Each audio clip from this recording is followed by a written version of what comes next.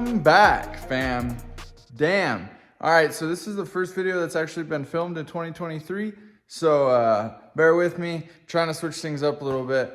But today we're back in the shop, and we're gonna be doing something that I've been wanting to do for quite a while now. So most of you know, if you haven't already, I'll link it up in the top there.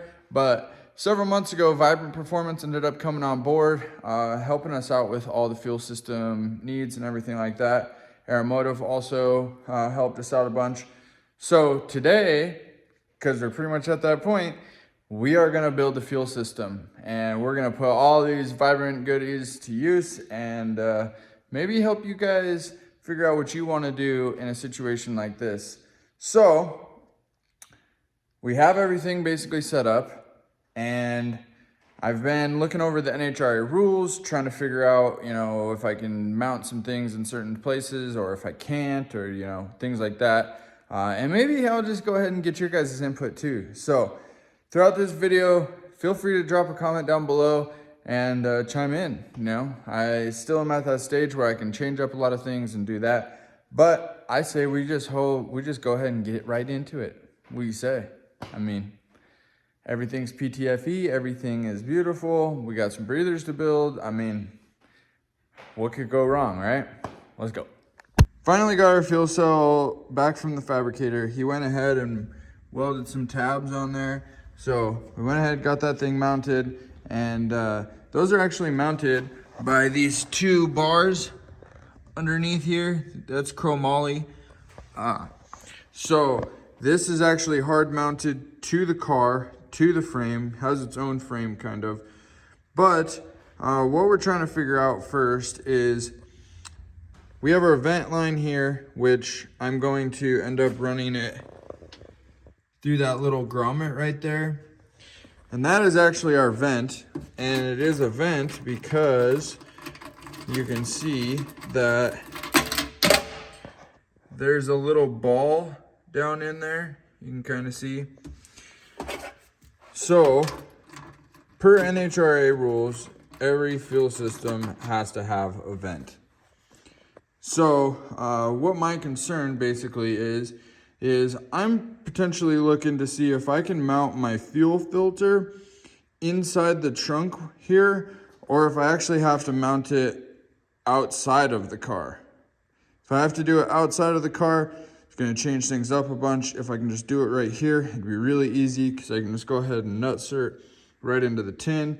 We can run a short little line and then one solid line from the back all the way to the front. So I've got our firewall undone and just sitting there so that we can go ahead and start working on all this.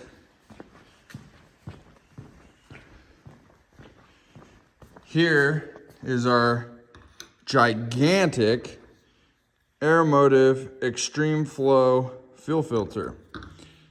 These clamps come from Jegs, but these are gonna be super nice because I basically can just, you know, set it down, put some nutserts and mount it, and that's a done deal. This is actually a -16 in and out, excuse me, but we're gonna be running a -10 in and a -10 out. So technically it's only a -10 from the pump and then a -10 into a series system for the driver's side fuel rails. So I showed you guys in the video where I announced the sponsorship from Vibrant, and I actually went through this box here. Man, have I been waiting and waiting to try and get these parts and put it all together. So today's that day. Here we got our -10. So this is our 10. All this stuff is our breather lines. This, and then this -8, this is actual PTFE. So this has like an inner liner in it. The hose diameter, believe it or not, like overall diameter is actually smaller. So you could get away with a bigger size with a smaller hose versus like for instance, this is a -10 and that's a -12. Way different, way bigger. So we got a whole bunch of fittings, we're gonna go ahead and first off, try and see if we can mount this thing. So drop a comment down below and let me know where you would mount it. The last one I had mounted underneath the car, but serviceability on that was kind of crappy. So I would like to actually mount this in an area where it's super easy to be serviced, just like everything else we've been doing on the car. Next off, we'll go ahead and mount the intake manifold and start building some fuel lines. I've got it all pretty much hooked up. You can see our new IEG dual fuel rails. So basically what I'm gonna start doing is I'm gonna build this line because all we're doing is a series system. So basically it's just doing a loop. We're not gonna run it in parallel. We should have plenty enough fuel. We have no reason to do a parallel system. On my last build, I ran a series system as well. So it's plenty enough sufficient. We have plenty enough fuel pump. We have plenty enough injectors. So I'm truly not worried.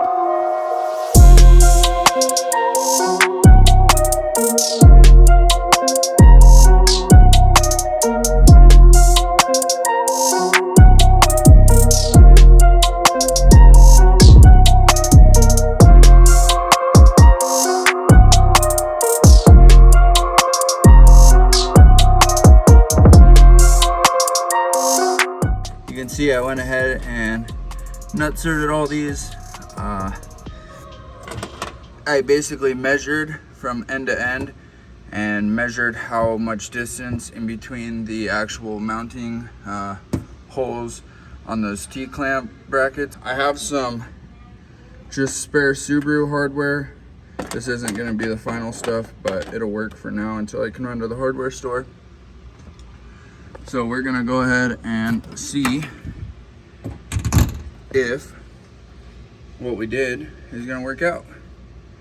So these brackets I'm just gonna move because I wanted the mounting to be uniform. So let's go ahead and shove some bolts in. Whoo-wee! Look at that. Dang, sorry for the lack of light, but that looks so good. All my measurements were perfect. Mount looks great. It looks super uniform. So now all I got to do is basically run a line from right here, just down, you know, do a loop.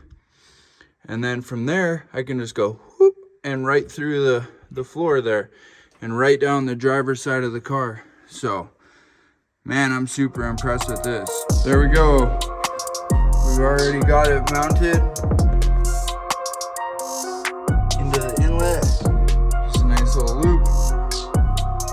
We can go ahead and slap our intake manifold on and build a couple 8AN lines. We could also build the return going back. We'll see how far we get today. I'm kind of running out of time, so I at least wanted to get a video out for you guys and show you guys a few things. And in the next video, we can go ahead and get a whole bunch more done and hopefully wrap up the whole fuel system as a whole. Guys, look at that. Finally got that thing bolted down. Yeah, it's just sitting there, but we got 2 bolts in on the driver's side, 2 bolts in on the passenger side. All we needed to do is just stay fixed because we're gonna build 2 fuel lines that go from the driver's side rail to the passenger side rail, and possibly, if we have enough time, to go from the passenger side rail to the regulator. I went ahead and laid a couple of them out here. I'll show you exactly what's underneath here. Basically, it looks like a standard hose end fitting, but instead they have this little collar piece here. This collar piece slides over the inner liner, which you'll see, and then basically this goes down through and through the hose, and this clamps them all together. So let's go ahead and we'll start building some ends, and then we can go ahead and measure the distance and a little bit of routing and kind of go from there.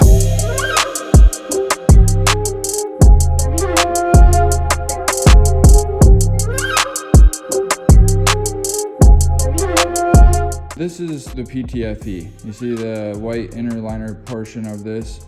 That is how or why they call it a PTFE. It's like a PTFE inner liner. So you got this little collar piece here. You can see on the inside there's some like grooves in there. Basically the white inner liner needs to come all the way to the top here, and then the fitting will actually slide down inside it. So what we're gonna do is, what you need to do is basically get this collar around the white part, around the liner, and get it slid down over the top. Now here's the tricky part. There is a nylon. This outer portion, the black portion, is nylon, and then there's a steel braided section right underneath the nylon, but over the top of the liner, the PTFE liner. So you get this collar down where you get the end flared out, so you can push the collar down over the top of the liner, but inside of the steel braided and nylon braided portion. This isn't perfect, but you can kind of see on the inside here, you see how it's all the way to the top. That's what we're after. So this piece right here, you can see how it's smooth and everything. This is basically just gonna slide right inside.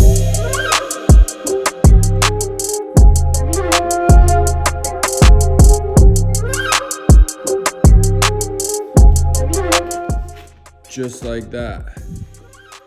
This is why I kind of like these, because they actually go together. Once you get a hang of it and get a system down, these actually go together like really well.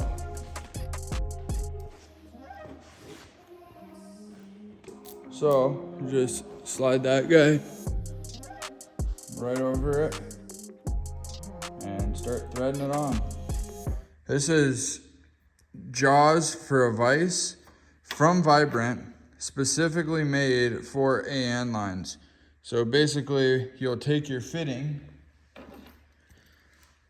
and you'll sit it down inside there, squeeze it together, and then use your AN wrench to build the lines. So I'll go ahead and set you guys up for a little bit and kind of go through the process of doing all this.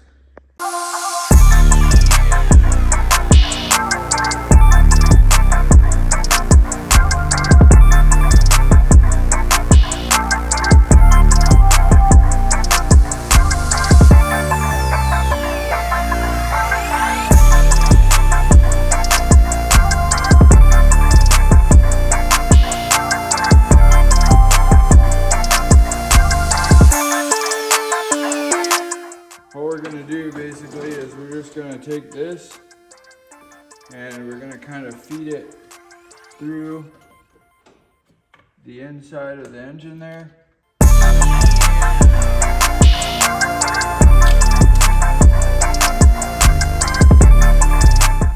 So I got these hose cutters from Vibrant. Now using these, especially on the PTFE, it will pinch the end of this. The inner liner will get pinched and it'll kind of squeeze together. That's why I try and cut it really fast. You should be able to flare it out again and, you know, straighten it back out and get one of these fittings through and not have any leaks or anything crazy. See what I'm saying? But all you gotta do is just take this, get it flared kind of back out. We'll grab a needle nose pair of pliers and we'll basically just start flaring it out a little bit. Bend that guy in, flare those guys out.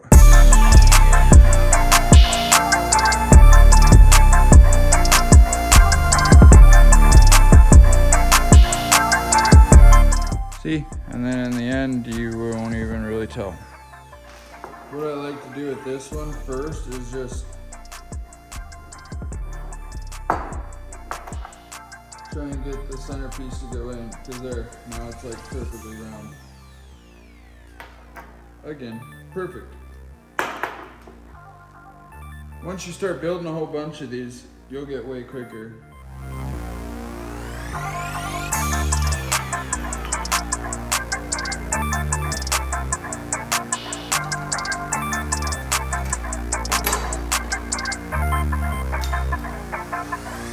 Ta-da! All right, let's go see if this one fits.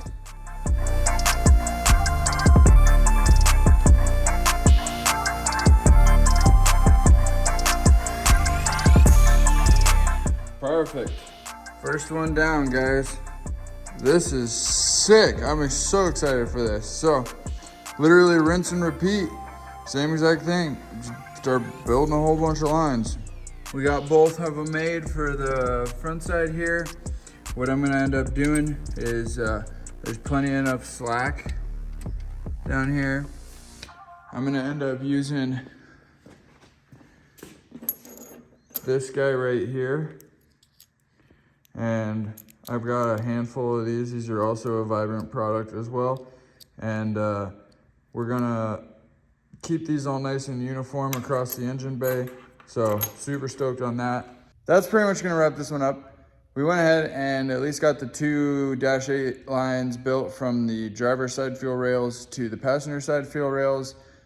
Pretty much all we gotta do now is just build them from the passenger side back to the fuel pressure regulator.